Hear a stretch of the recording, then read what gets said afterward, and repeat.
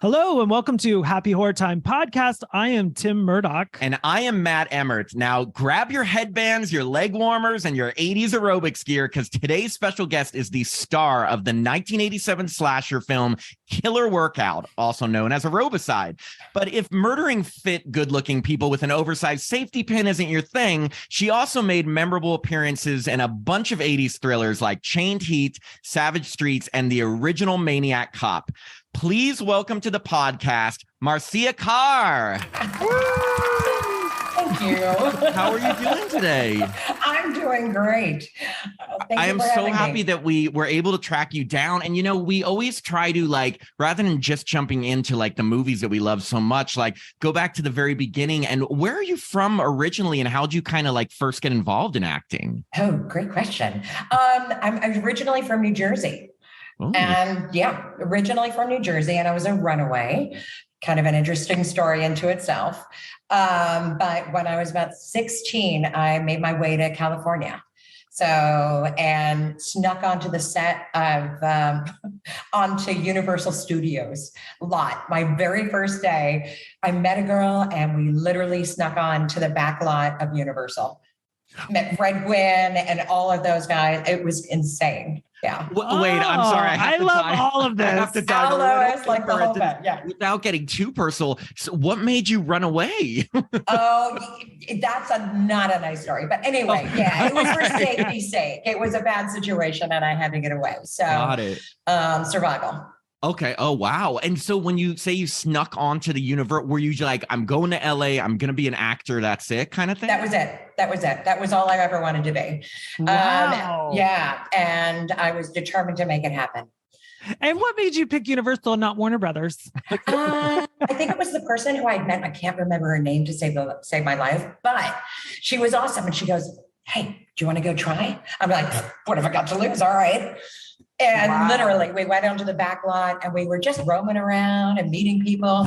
She goes, "Pretend like you belong." I'm like, okay.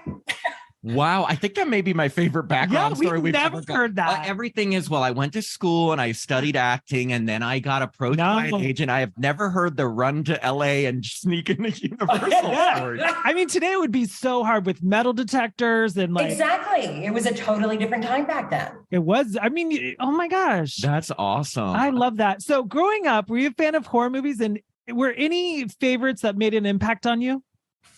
Oh, God. You know what? I was a fan of horror movies, but I literally kind of fell on it when I got to LA as far as, so the one you didn't mention when you reached out to me for this was one of them that actually got me my Screen Actors Guild card, which was The Entity. Oh, okay. Yeah, well, actually, it's so funny that you say that, because our next question was, because I know that your first starring role was in The Concrete Jungle, but I read that I heard you did stunts and doubled for Barbara Hershey in that. Yes, I did. And that was actually where I got my Screen Actors Guild card, was literally doing a stunt for Barbara where they cracked a chair over me. Wait, so were you a stunt woman, or were you? No, I was not. I was literally her body double.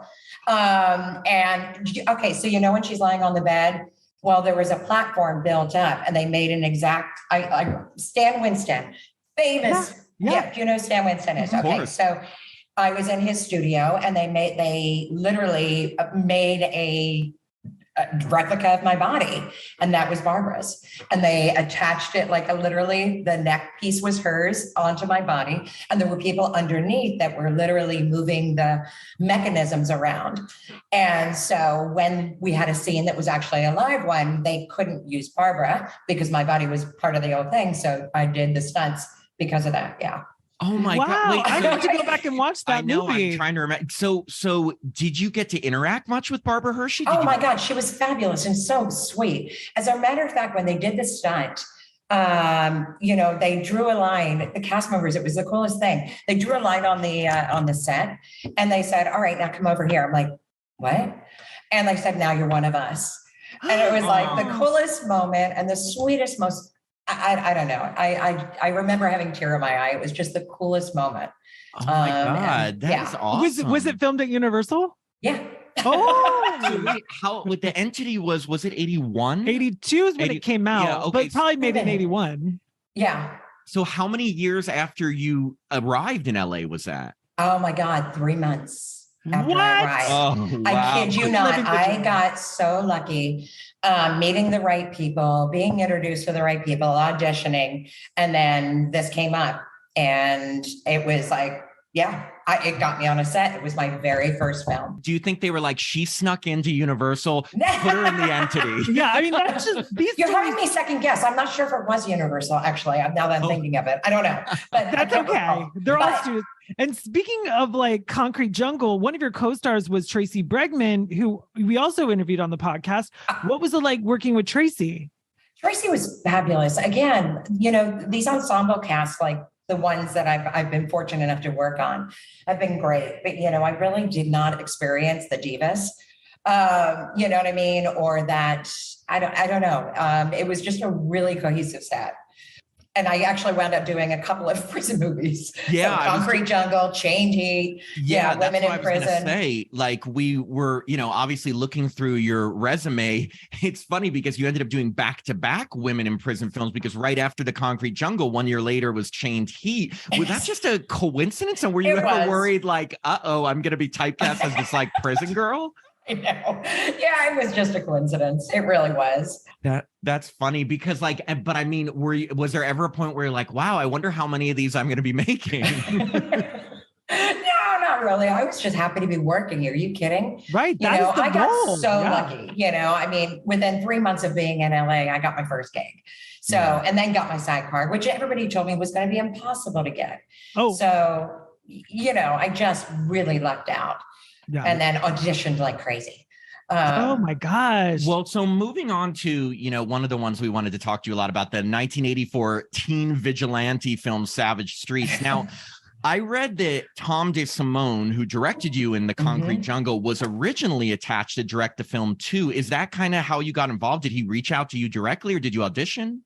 I did audition. I did. They did ask me to audition. Okay. Just from working with them before. So yeah, I was happy to work on it again, work with them again. But then I read that Tom quit only after a few days of filming. Do you know why that happened? You know what? I don't know the backstory on that. They were keeping that pretty close-lipped. I don't know. And then was the film put on hold at that point? Yes. Yeah, Oh it was God. delayed and we weren't sure that it was going to happen or not. And and then we got called back. That's actually not the only film that's happened to me too. I got stuck in, I live in Arizona now, but there was another film where we literally stopped to have shoot because they ran out of money. They're like, oh, sorry about that. Well, and on an interesting horror plot twist, and we love these little connections. After Tom DeSimone quit the film, Danny Steinman, who also directed Friday the 13th, A New Beginning, was hired to replace the film. Now, to be honest, we've read and heard all kinds of things about his directing style. What do you remember about working with Danny? There were certain, trying to be diplomatic here, but not diplomatic. Oh, please, just be as honest. All right, We've already had people on the podcast who's talked about Danny. So you're in a safe place. Yeah. Safe place. So I had made certain requests, or there were certain conditions under which I was going to work on the film. One of them was, because I had a nude scene and, I was raped in Concrete Jungle and all of that. And, they were, come on, it was the 80s exploitation, right? But I was also going to draw the line and it was going to take a stand. And it was really, part of my negotiations was that I did not want to do any nudity in the film. And when Danny came on, it changed. And it was like, no, yes. And I'm like, no. And he's like, yes. And literally it was either yes or you're out, basically, is the way it came down. Wow. Yeah. I mean, it's so funny because there's already so much nudity in this film. Like, did one more matter, right? R.I.P. Danny Steinman, but we've never heard many good things about him. I mean, we've talked to people from Friday 30 Part 5, and it's interesting because, obviously, and this is just a fact, this isn't me tarnishing his name. He had directed porn, or I don't know, was it soft porn or hardcore? I don't know, but it's not crazy that I think he had maybe that mindset. Is it true that he rewrote the script, or do you remember it changing after? Oh God, there were so many red lines. I mean, literally, there was I mean, I think that was probably the most colorful script. You know, they changed the colors of the pages as, you know, it was insane. Do you remember if any, I mean, I know this, it's so long ago, but like, do you remember him changing any key plot points in the film that really made a difference? You know what? It is so long ago. I would imagine, yes, that a lot of us were shocked. But yeah, we kind of went with it. And you guys filmed on the streets of Hollywood for real, right? We really did. Yeah. That is crazy. Yeah. And so obviously, you know, two of your co-stars in the film have become big names in horror. Linda Blair, who of course everyone remembers from The Exorcist, and Linnea Quigley from Silent Night, Deadly Night, Return to Living Dead, Night of the Demons, just to name a few. Starting with Linda. So you had also starred with her in Chained Heat the year before. So when you met up with her for Savage Streets, was it like reuniting with an old friend? It really was like an old home thing. Yeah, it was fantastic. Wow. Did you guys become close filming these two movies? During the filming, yeah. But as you know, what happens most of the time, you go and then you come back. Yeah, right. Exactly. It's like summer camp. Like you do the movie and then you become family and you're living in these quarters. Yeah, exactly. And then you separate. But, you know, I ran into her years later and it was, you know, oh my God, yes. Yeah. I was just about to ask, are you still in touch with these ladies at all? Lynette, you know what's so funny? I was supposed to do my very first Comic Con. I was tapped to do Dead by Con in Calgary, but it was at the beginning of the pandemic. That would have been my first foray into the con circuit. And I was in the air when Canada decided it was going to shut down and you're not allowed to have any events over 50 people. Oh, so wow. I land and the promoter comes up to me and he goes, guess what? I'm so sorry. And we were meeting Linnea there because she was get going as well. And that was the first time I had seen her since then. And that was, I mean, it was a great meeting, but we both found out at the same time that the event was canceled. And so they took us to dinner and then they, you know, sent us on our way the next morning. But yeah, we were like, I mean, I remember, obviously, the world was shutting down. But like, I can't even imagine, like, you're literally on your way to an event and it shuts down. But you know what? Hey, maybe that's for the better because how much COVID would have been spread at that event? Oh my God, it would have been insane. Yeah, but it was so good to see Linnea. And she was just, I mean, it was, yeah, we were like literally going down memory lane. That is so awesome. And, you know, Linnea obviously had probably the most difficult role to play in that film because not only is she playing deaf and mute, but like, you know, she ends up being raped by the Scars gang in a scene that's pretty uncomfortable to watch. And I just want to know, how did you or do you feel about how the film handled this sensitive material? God, that was so rough. I mean, I thought she was brilliant personally. I really do. I mean, I think she just did an amazing job. You know, it was hard. It was hard to watch. But they did have sensitivities around the set, you know, while they were filming and all of that. But yeah, it makes it so much more satisfying when Linda Blair like kills them all. Yeah, exactly. That was kind of the fun part. Yeah, exactly. I mean, it's but, you know, a lot of us still stay in touch, like the Scars and the, you know, the set. We all like are on a Facebook group together, and they've been trying to, you know, they did a reunion a couple of years ago. Unfortunately, I was tied up and I couldn't go, but I was literally the holdout. I was so bummed because Linda, literally the majority of that cast were there. Oh my God, we got to get it. We need to hear about that if there's a reunion because it's such a like colorful, fun cast. Like that would be amazing. I've actually seen a couple revival screenings of Savage Streets here in Los Angeles at like the New Beverly, the Egyptian. Were there any cast members? I think there were two bad guys, but I don't remember their names. Yeah, they were the bad guys because it's a lady-driven movie. Like it's about the girls. I mean, the guys are, and it is good that like I mean, again, that they at least there's that satisfying feeling that she kills them in the end. Like it would be much more depressing if like they got away with it. And you know, actually, random question, because I don't know how much you were able to watch the filming of the scenes that you weren't in, but do you remember getting to watch like the whole climax where Linda Blair's literally like shooting them with arrows, or were you guys off set? I wasn't there that day. It's such a fun But it's fun during, I mean, you know, a lot of it got unveiled during, I mean, obviously I had the script, but seeing it come together, you know, during the screenings and all of that. Oh my God. Yeah. Well, and that's what I was going to ask. Do you remember what kind of reception it initially got when it was released? Like, were people considering it controversial at the time? Not that I recall. Not that I recall. If it was released today, could you imagine? Oh my God. If it were today, it would be a different story. I don't even know. There'd be so many problems. I know. I think we'd all be canceled. Oh my gosh. Well, because I will say, like, again, at least in a really uncomfortable scene, at least like it wasn't played. I didn't feel like it was played for comedy. Like, it's really uncomfortable to watch, which it's supposed to be. And like you said, like, I really, you know, we've seen a ton of films Linnea Quigley's been in, but this was one of, I feel like, her most serious roles. Yeah. Like, I mean, she's very comedic in a lot of horror movies, and this was, you know, you're not laughing at. Not all. I was not. At all. But speaking of movies that we always get a great laugh off, moving on to the film that we remember you from most, the only movie probably that can pull off combining extended aerobic scenes with traditional slasher kills, the 1987 cult classic Killer Workout. Now, first, we got to know, what was the audition process like for the role of the fitness club owner, Rhonda Johnson? Oh my God.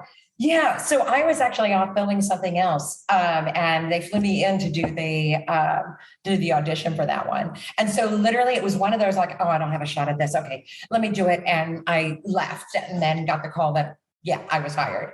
It was really more of a shock than anything. And do you remember when or why the title was changed from Aerobicide to Killer Workout? I think that was in post. Because, you know, all I knew about it was originally, you know, aerobicide. It was always aerobicide. And that was on the lowest budget imaginable. Oh, my God. I think it should have been called Wanda. It was so bad that they had some sort of deal with Popeye's chicken. I kid you not. And that was what we ate for every meal. It was like by the time we were done, I was like, okay, no more. I like, if I have another piece of Popeyes, yeah. And the movie is not working. I know. I was just going to say, you're saying on a movie about fitness that they're feeding you Popeyes. Popeye's chicken. Really? And because there are so many like hard bodies, and then I can't even believe that they would okay with eating that. I guess you didn't have a choice. So bad. And did you have to learn the aerobicize? Oh yeah. Did you have any, I know this is a funny question, but at that time, had you ever done aerobics? Did you have any experience with that type of fitness? Not really. No, not really. And did you own leg warmers? I'm afraid to admit I did. I think I had a drawer of leg warmers at the time. Come on, it was the 80s. I know. You know, the big hair, you know. Like Jane Fonda, I do remember my mom watching Jane Fonda's workout, because she had leg warmers and she was doing what your movie was doing. Exactly. My mom watched Richard Simmons sweat into the oldies. No! I know.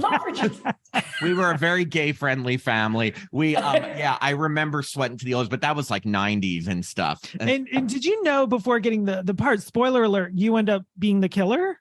Of course. Oh, okay. Oh, so they told you from the beginning, like when you were reading for it, that you're the killer? Yes. Oh. How did you feel about that? Were you excited to play that? I loved it. I mean, I thought it was fun.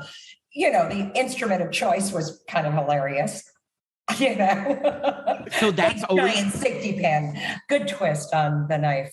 Yeah, it's so funny because that, I think, is another funny thing that makes this so unique, that the murder weapon is a huge safety pin. That's how it always was in the script. Yes.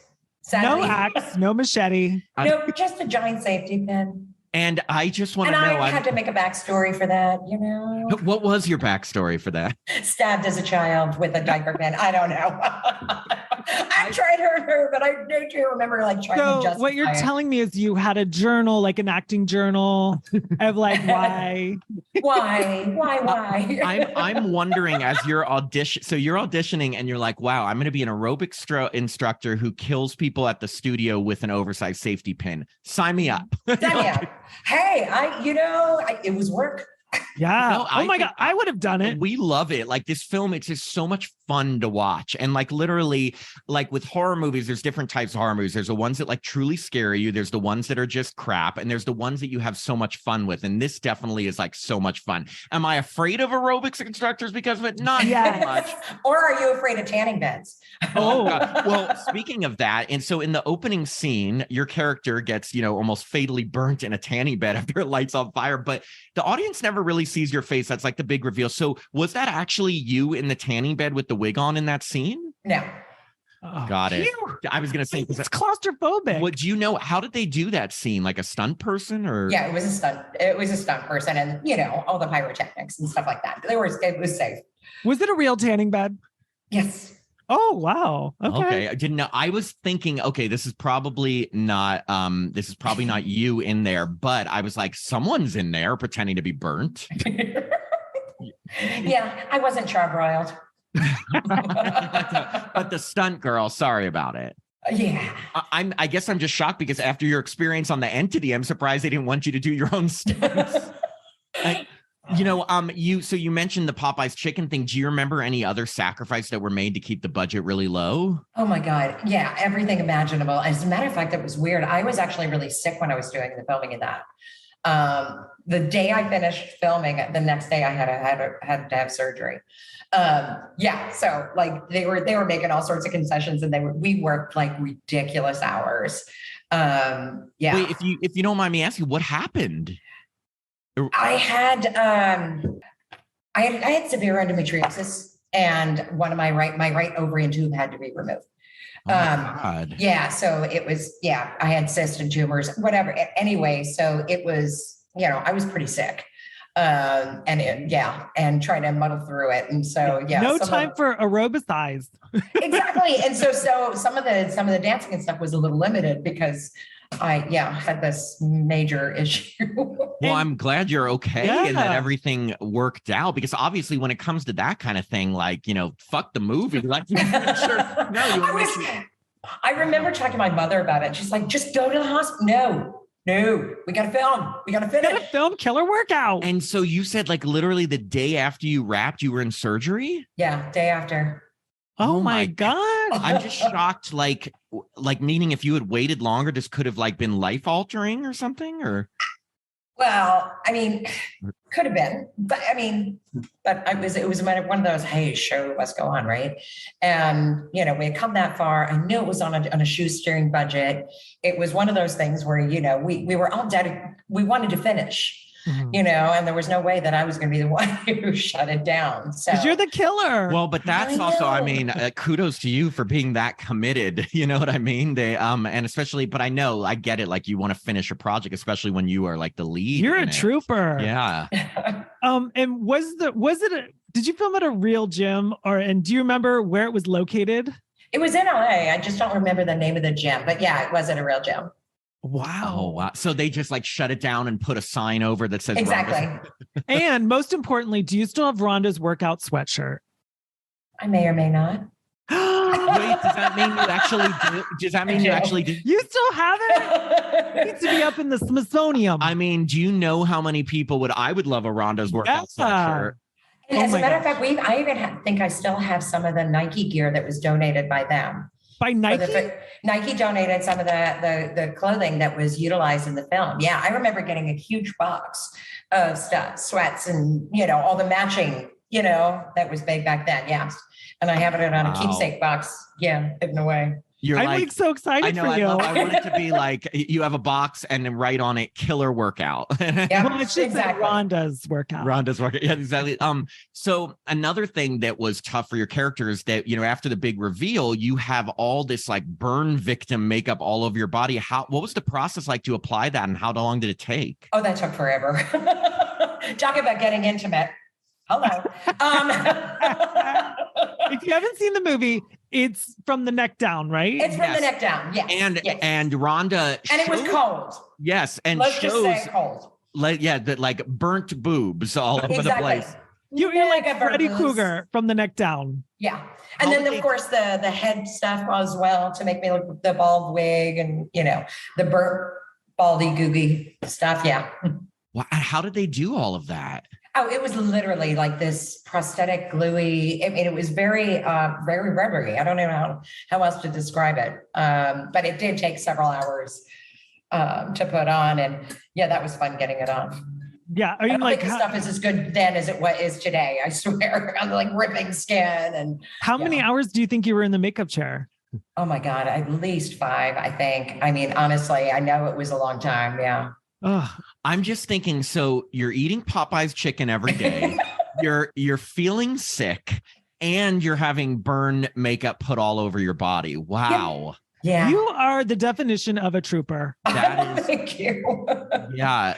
And so after the film was finished, was there a sort of a cast and crew screening or a premiere? And what did you think the first time? Did you get to see it on the big screen? I'm trying to remember. You know what? I think we did. I think we did a cast screening. So I didn't see it with regular audience. I saw it with family members, you know what I mean? Friends and the cast itself. But yeah. And what were your thoughts? You can be honest. Like, were you like, oh my God, this is amazing? Or, oh my God, what is this? Or, oh my God, there's so much aerobics. Like, I don't think I was definitely not, oh my God, I love this. Let's be real. It was as be campy as you can be. It's so good though, because it's like your whole motivation for killing is just because you were burnt in a tanning bed and you don't like beautiful people, so you killed them. Yeah, exactly. I mean, here's the thing. What's wrong with that, right? I mean, I would kill everyone too. Marcia, like the thing about this is that, and I think why people love it so much is that, number one, I don't think it takes itself too seriously. Oh, obviously. definitely not. And number two, like, and this is a compliment to you, but you are the movie. Like, really, you are the movie. Like, you are the main person. At first, people think that you are the final girl, and then you're the killer. So it's like really all you, and it's just so fun. Like, you can't not have fun. And the body count gets so high, but you know what? They don't close the gym. And aerobicize goes on. Yeah, I wanted to ask you, what were your I think thoughts? the very next movie that the producers did was called Body Bags. Body Bags. Oh, I kid you not. That's funny. There was so many body bags in this movie. There was like, and also I think there is a movie called Death Spa, which is in the graffiti on it. But and then crazy question, but since you do end up getting away with all the murders at the end, was there ever talk of doing a sequel? There was. They were there. They definitely asked if we were open to it, and I was like, "Sure, count me in." But yeah, it never came to fruition. Oh. This isn't on our question list, but so there's a lot of cute guys and a lot of cute girls. And everyone's just doing workout. Like, was everyone dating? Yeah. Yes. Was there any behind the scenes romance? Oh my God, yes. David's brother, Richard Pryor. No, David Pryor. Richard, who was in the film, was dating. Oh my God, what is her name? Blonde, really adorable. The one that is very large.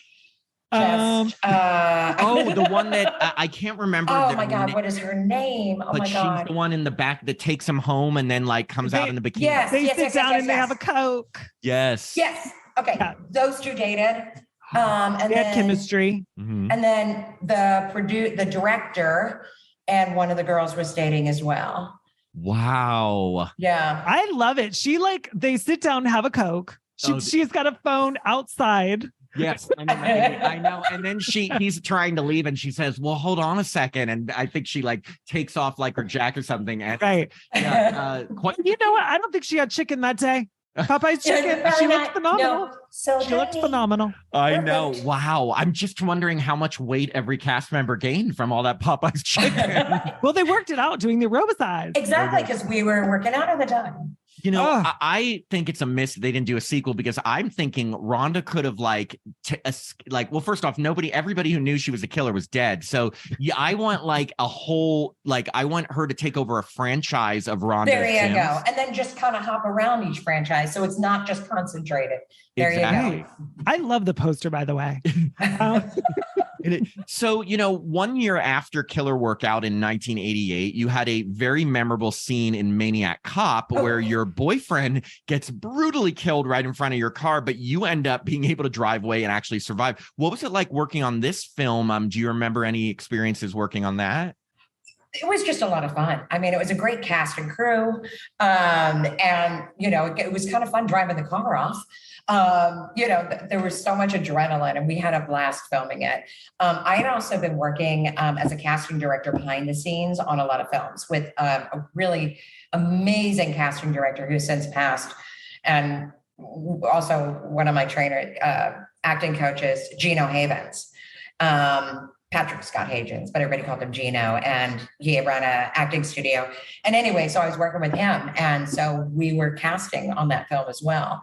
And so when auditions were taking place, they, you know, they were like, well, why don't you do that one? And I was like, okay. So did you work on like casting Tom Atkins or Bruce Campbell or any of that? Yes, we did. Yes. You got to meet Hottie? All the cast. Yeah. We worked on, you know, the extra casting and other, the film. Did you have to relocate to New York City? Just and we, you know, we were going to ask you about your experience in casting because that was actually filmed in LA. Oh yeah. Maniac Cop. Yeah. I did. Oh my gosh, it looked like New York to me. I don't know. I was gonna because you know, you obviously, what got you into the casting side of the business, and like, what do you prefer, that or acting? Oh, well, what got me into it is I needed a job. And between the jobs, you know, it was 80s and, you know, I mean, it wasn't paying the bills, you know, not consistent enough. So, and, you know, I was, you know, taking Gina's class and, you know, and we became friends and asked me if I wanted to help out. And I was like, yes. So I'm reading lines across from everybody, you know, and working with them. I mean, I did that for a lot of films, actually. You'll see my name in the credits for casting or assistant casting. Well, we saw that you were in casting for Cheerleader Camp, another horror. And Girls Just Want to Have Fun. Yes, with Sarah Jessica Parker and all of that. Yes. Did you have your hand in casting SJP? Yes. What? Well, okay. Well, then I have to. Were there any other names at that time who were going for those similar parts? What, against who? Against SJP or Shannon Doherty or Helen. Oh my God. Yeah, there was a ton. I mean, you know, there were a ton of people because it was, they weren't as well known back then, especially Shannon. She was so little. Yeah. You know, Brenda Walsh. Were you like, you're going to go on to 90210? Exactly. Did you cast Lee Montgomery? I think, I'm almost positive. Yeah. He's a hottie. Yeah. So like I said, I was secondary to Gino. I was just working with him. I mean, he was the big guy. But that must be great experience as an actor to work on casting and see what people are looking for, you know? Oh my God. It was so eye-opening. It really was. And it also made me more comfortable in auditions too. Right. Mm-hmm. Having that experience on the other side, you know, as the reader, working with the actor across while they're auditioning and hearing the comments and the feedback in the background and realizing so much of it has nothing to do with you. Because, you know, it's always that rejection that, like, you know, hurts mortally. You don't get the role that you tried out for, that you thought you did a great job on. And it could be anything, right? It could literally be, I'm too olive complected, or you're too short, or the chemistry just isn't quite there with the co-star, whatever it is. And it's very random. So it really has nothing to do with talent, or otherwise that'd win all the Oscars. It has to do with talent, but there's all these other contributing. It's like when you put them against each other, right? Yeah. Why does one get it over the other when they're both equally as talented? It's like, it can come down to the most random stuff. And I've also heard, like, obviously the casting people are important, but like sometimes isn't it like the director just doesn't see that person in the role or in that vision, right? That's right. They literally have an idea in their head. It's like when we're reading a script or a book or whatever, we visualize who this person is to us. And if the person sitting across from you just doesn't physically have that, no matter what they do or how compelling their performance is, it's not going to work. I'm sorry. Well, this isn't part of our script either, but did you go to the set of Cheerleader Camp and did you have your hand in casting Betsy Russell? Yes. Oh, loves it. I know. It's like, well, I mean, and also I can't even imagine casting for horror. You probably have to even look for a different skill Well, skill set. Well, I mean, wait, we were talking about the 80s and you said gill slut, right? Wow, the Freudian slips did it. No, a skill set in like being able to believably be terrified and scream and stuff. So, and having been in horror yourself, was it fun casting cheerleader camp, knowing what people would have to go through? Of course. Yeah. Would you ever think about like, did you coach the girls? I mean, like pull them aside and be like, hey, I've done this. I'm a killer. No. I didn't have the ego in that. But now you could charge people. Now you could be like, hey, I don't know if you guys have seen Killer Workout, but in order to be a killer, I'm going to get you worked out for this part. We do have a random trivia question for you. So the late Robert Zadar, who played the Maniac Cop in Maniac Cop, also played the killer in another horror film that you appeared in during the 80s. Do you remember the name of that film? The Night Stalker. Yes. So I have to ask, because we watched Night Stalker and I saw like one scene that you're kind of in with some of the girls, but was that the only scene that you were in, or did I miss you? No, I got cut out. You know, there's so many things. There's so many extra scenes that get filmed that wind up on the editing room floor. Like I worked on Night Shift and Real Genius. Oh. Full storylines. And on the editing room floor because they had to tighten up the script. So, yeah. What happened to your character in Night Stalker? Did you get killed in Night Stalker? In Night Shift? Or Night Stalker in the Night Stalker. Yeah, I got killed off. I mean, but like when you saw Real Genius, like, did you go to the premiere and find out that way, or did they tell you in advance? Or well, you actually see me in Real Genius, literally in one scene, in the gym after the big party in there. You'll see me on stage, and then you go by. But like literally, I was like, I was gutted. I was gutted. I've heard that because story. I was the worst. Oh my God, it was the worst because. You know, Ron Howard, Brian Grazer, like, you know, and I worked on Night Shift. My scene with in Night Shift was with Henry Winkler and dancing with him, and talk about a nice guy. Honestly, one of the nicest. I mean, genuine, unaffected. I mean, just, I can't say enough good things. And so they felt bad about, you know, the fact that most of my everything got cut out, that they when the role came up for Real Genius, I was offered a role. And literally it was me, and there was a bunch of others that were literally, we had all these different sub stories that were going on. And yeah. Wow. And then it happened again. And I was like, literally, I was like, at the end of the movie, I'm like, oh my God, literally. Because there's only one scene where you see me waving my hand like this about like questioning the guy. Anyway, yeah. So you see me for a blink. That's it. I want nothing more than an extra now, is really what it looks like. Well, I can tell you a movie they didn't cut you out of at all. Killer Workout. You know, random off the cuff question, I just wanted to ask, like, of some of the horror films that we talked about today, which one do you think you've seen the most throughout your life? Which one? Between, let's say, Savage Streets, Killer Workout, Maniac Cop. Probably Killer Workout, just because it's such an oddball film. And it's the one that most people reach out to me to talk about, right? Yeah. Between that and Savage Streets. And to me, it was so many years ago. And I'm like, who remembers me? Like, what? To be honest, it's flattering. It's like, oh my God, it seems like a lifetime ago.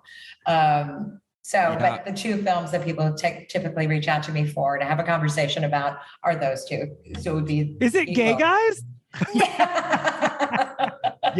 Are there a lot? Well, I mean, like, it's funny. I mean, we are gay men who love horror, but like, I guess we can, like, our podcast, I think we consider it horror first. It's not like we're not looking at films with like a queer perspective, or we're not intelligent enough for that. No, we just happen to be two gay guys who love horror. But through the many years of our lives that we've loved this genre, we have realized there is a large amount of LGBTQ people who just love horror, especially like 80s, 90s horror kind of stuff. Have you noticed that too? Or I have, and I love it. I mean, it's just a fun genre, right? And I hear there's a lot of competition or battering between the 80s genre and the 90s, right? Like, very combative. People either love the 80s or they love the 90s. It's very rare that they combine the two. Really? That's so funny. I mean, I think we love them both. Oh, of course we do, because it's like, well, I mean, we're big, like above all horror, we love slasher films the most. Like my favorite is the body count so high. Yeah, like my favorite of all time is the original Halloween, and Tim's is the original Friday the 13th. Yeah. And so the 80s, like especially the first half, was all about slasher films. But then in the 90s, after Scream, it went back to that and became all about slashers. So there's like good years in both decades. Yeah, absolutely. Do you think now that COVID is like finally starting to, go away and things are getting back to normal, do you think you would be up for doing horror conventions? Absolutely. I would do it in a heartbeat. Oh, so you haven't done your first one yet? No, that was supposed to be my first one. Okay, it's time. It's time. No, but so really, I think you said you were going to pick me out for it, right? If we were running a horror convention in a second. No, but seriously, in all honesty, we've attended many and we've talked to a lot of people, and a lot of people who especially are hesitant at first have so much fun at them, because you will see there's more love and loyalty and dedication from these fans than like ever. Absolutely. And doing a reunion, I think, is a fun way to do it too.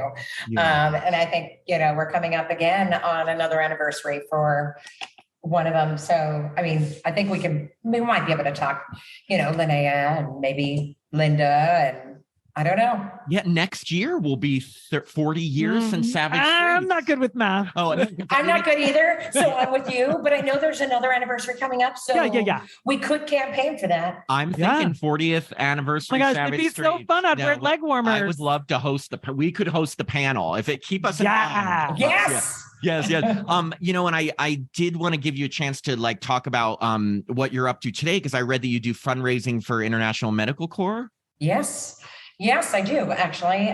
So after I left LA, because now that's another funny story anyway, I stepped out of the film industry to reinvent myself, right? Because I was doing a lot of large roles in smaller films, and thought if I disengaged and kind of took a step back, I can reinvent myself and do, I'd rather have a small role in a large film. Mm-hmm. Then life happened and I kind of literally walked away from it. And I met my husband. We're now together, 23 years? Congratulations. Thank you. Yeah, in LA, he was not supposed to be there.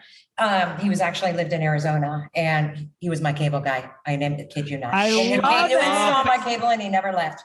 Not gonna lie. You married your cable guy. I did. I had a bad marriage, and my friends were giving me a hard time, and they said, "Hey, you gotta get back on the horse, Marcia. You're not dating in a minute." Like, I'm fine. They're like, he's not gonna show up on your front doorstep. And he did. Wow, that's another great story. I love it.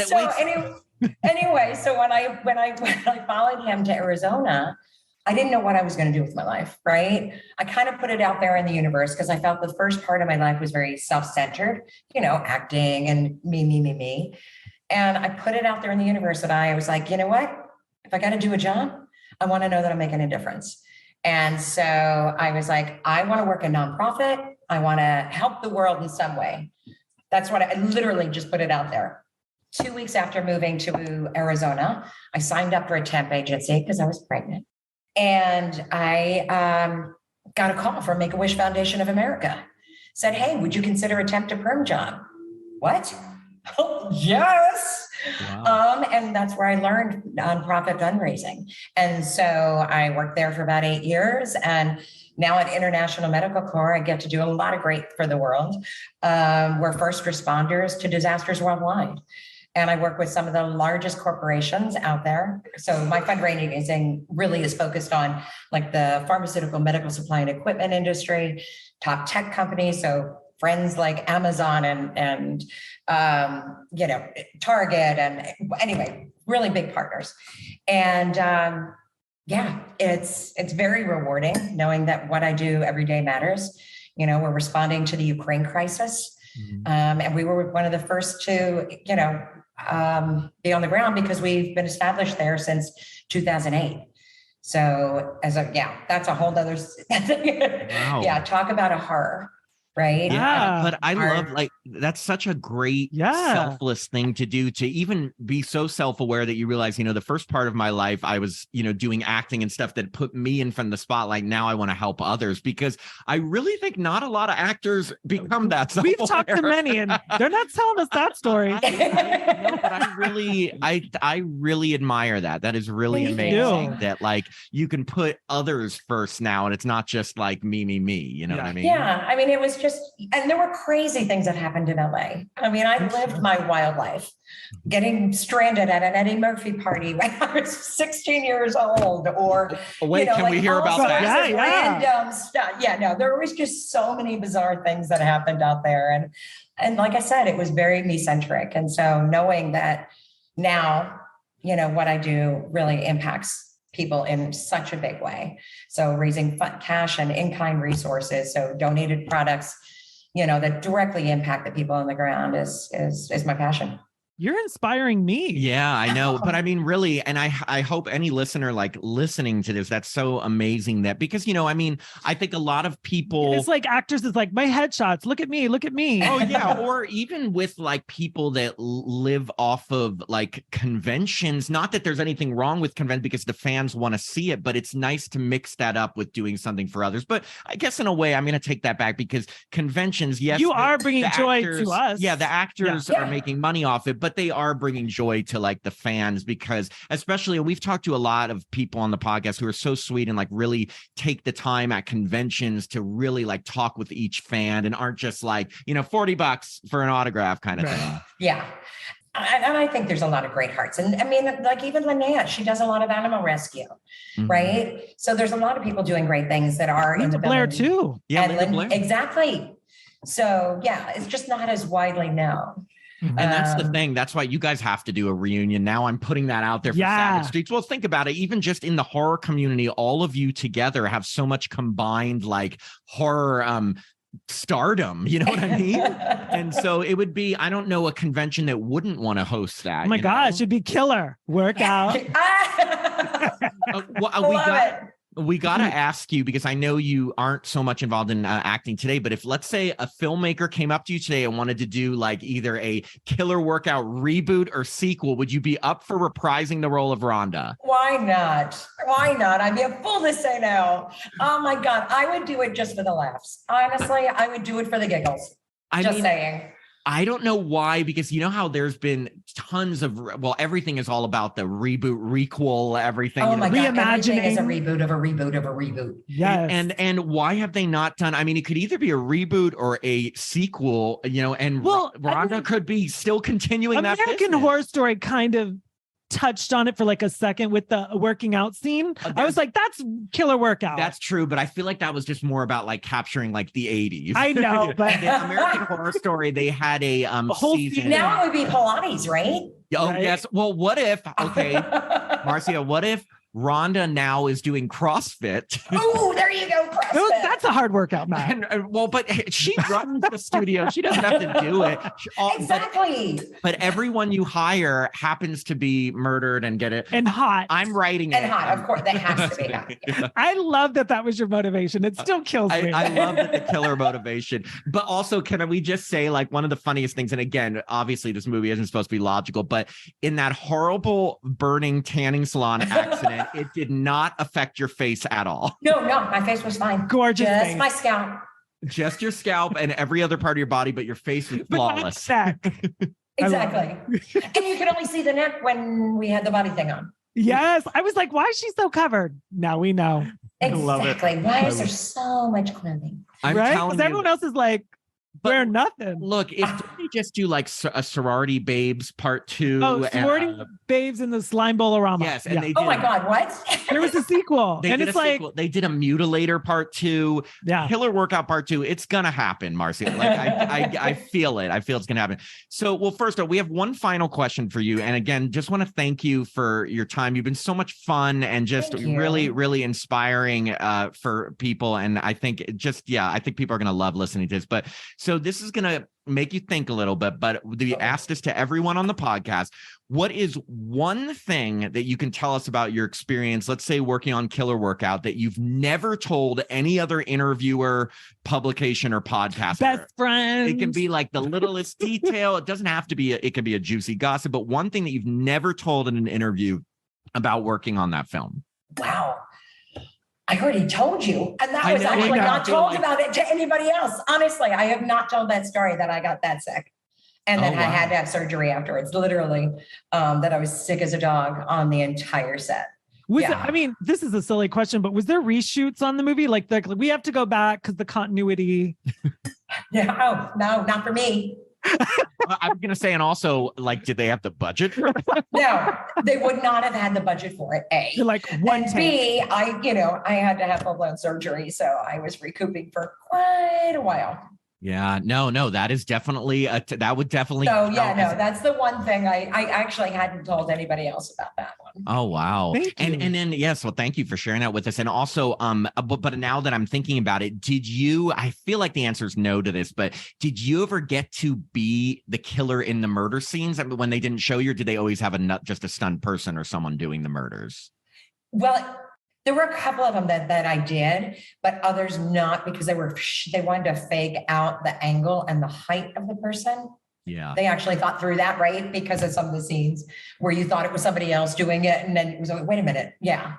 Because keep people guessing. Yes, exactly. But my favorite murder, I do have to say, is the one when the killer is on top of the car stabbing through that. I have a feeling that wasn't you doing No, that was not me.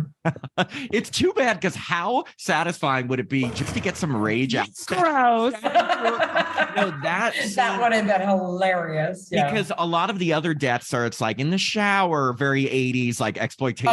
That one was good. That was a good one. Yeah. I just love that you can't have an 80s horror movie without a shower scene. Just saying. Oh, totally. And by the way, did you love that not one person canceled their membership to Rhonda's workout after all the murders? Yes, it was always packed.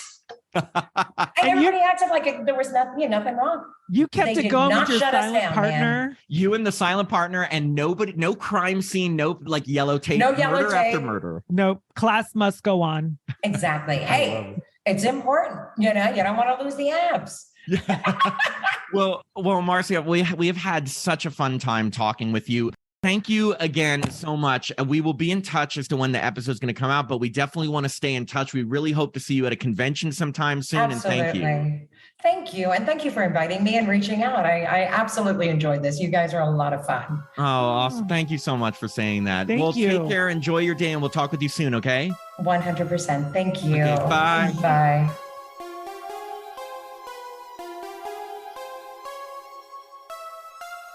We hope you enjoyed this episode of Happy Horror Time. This podcast is hosted by Tim Murdoch and myself, Matt Emmert. It's co-produced by Jacob Randall.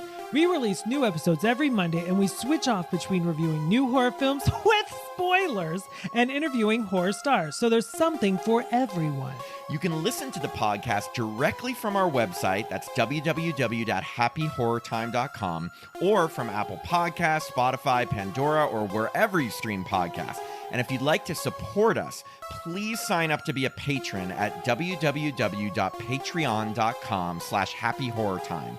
Patrons get access to our monthly bonus episodes where we discuss past horror films according to a theme. They get to vote on those themes. They get our monthly newsletter, The Happy Horror Times, and autographed Happy Horror Time stickers. If you haven't already, make sure to follow us on Facebook, Instagram, or Twitter at Happy Horror Time. And since our movie reviews do contain spoilers, we always post the films we're going to review a few days in advance on our social pages, just in case you want to watch them beforehand and be in the know with us. And finally, if you'd like to contact us directly, send an email to happyhorrortime@gmail.com. We especially love it when you tell us how sexy we are. I'm Matt Emmert. And I'm Tim Murdoch. And we hope you have a happy horror time.